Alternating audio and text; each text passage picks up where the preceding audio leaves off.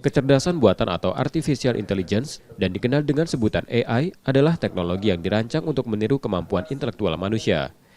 AI terbukti sangat membantu dalam memecahkan masalah, berpikir, dan belajar.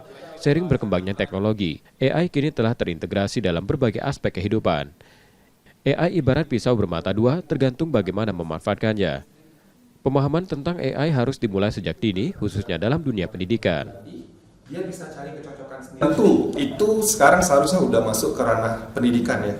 Jadi bagaimana cara menggunakan AI yang baik, bagaimana cara kita memerintah AI, bukan AI yang memerintah kita. Jadi ada stigma kan di mana ketika sekarang orang menggunakan AI, itu mereka mendewakan.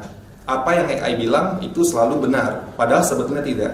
Kita tetap harus mempunyai dasar-dasar pendidikan yang baik.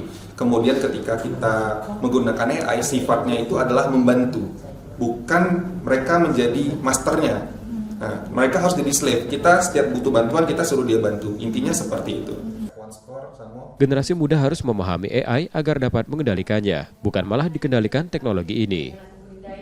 Nah, seperti yang kita tahu Kak, kalau kemajuan teknologi itu sendiri sesuai dengan penelitian udah 2 kali peningkatannya setiap tahun ya. Memang itu ada penelitiannya dan juga sudah diteliti sama penelitinya. Jadi untuk AI ini sendiri memang harus untuk dipelajari dan juga diterapkan di kehidupan kita sehari-hari. Soalnya selayaknya teknologi akan terus maju dan kita sebagai society juga harus terus mengikuti perkembangan teknologi itu sendiri ya.